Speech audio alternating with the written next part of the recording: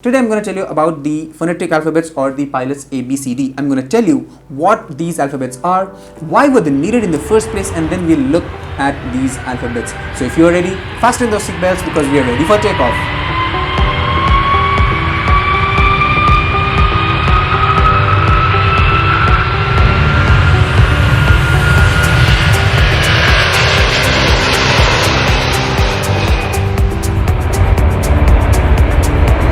What's up fellow aviators, and welcome back to the FlyTuber, flying simplified through YouTube. My name is Ali Asghar, and on this channel I talk about interesting aviation facts and aircraft knowledge. So if you are an aviation enthusiast and are interested to know more about aircrafts and flying, consider subscribing. Imagine that there are two sisters named Sarah and Zara. Now these names sound pretty similar, right?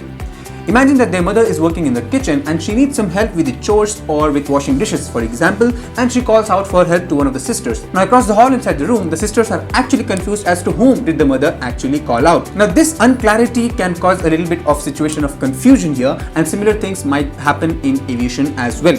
There are alphabets that sound very similar to each other, for example alphabets M and N, or example alphabets B and D. These alphabets sound pretty similar to each other, and when transmitted over the radio, easily they can be confused for one another.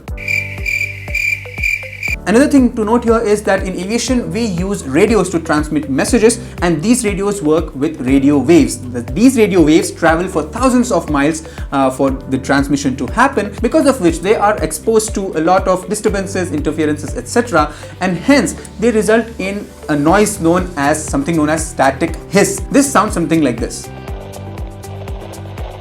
Now what happens because of a static hiss is that it can cut out a part or a portion of your transmission, and alphabets that are not as similar to each other can also be confused. For example, alphabets C and E. If because of the static hiss, the initial part or the initial sound S of your alphabet C was missed, you will only hear an E, and it's very easy to confuse between a C and an E. Now all these misinterpretations and interferences, etc., can cause a lot of confusion in aviation, which is very dangerous. It's very dangerous for a pilot to misinterpret a message or maybe miss an entire whole part of the message. So to come up with a solution and to improve the clarity and to reduce the misunderstandings, etc., the ICAO, or the International Civil Aviation Organization, along with its member states back in 1956, came up with the phonetic alphabets or the spelling alphabets back then. Now these alphabets are pretty smartly designed, and they made sure that no two alphabets sound any similar to each other,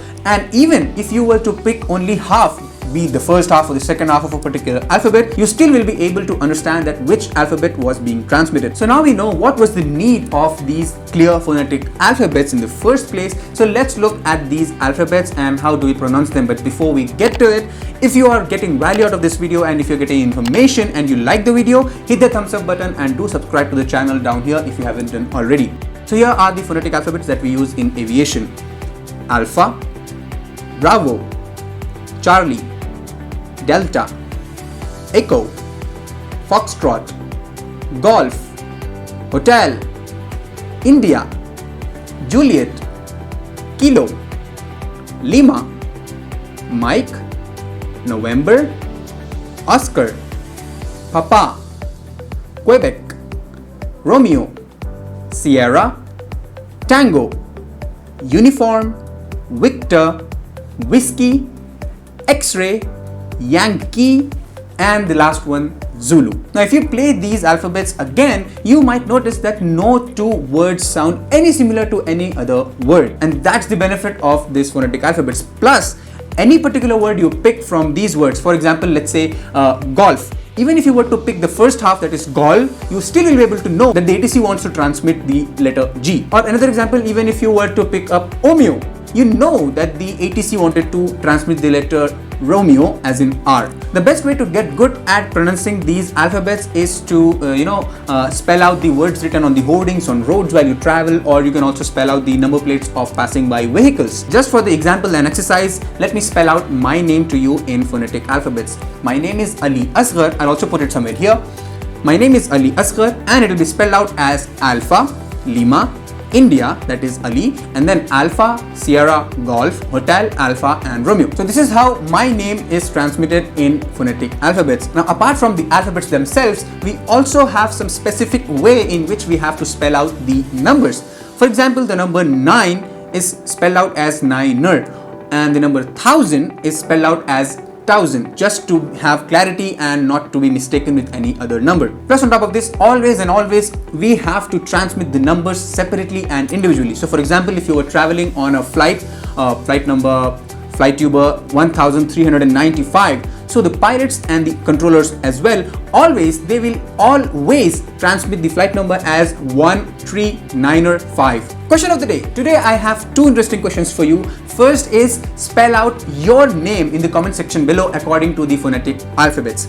And the next question I have for you is, have you ever misheard or misinterpreted your name or any particular instructions being called out to you over the phone, for example? If at all yes, then do mention your experience down in the comment section below. That's it for this video, guys. I hope that you liked the video and the video was very informative. If it was, do smash that thumbs up button and subscribe the channel down here. And as soon as you do that, you will see a notification bell just beside that. Hit that notification bell so that you do not miss out on any future videos that I post here on this platform. See you over in the coming video. Until then, happy landings.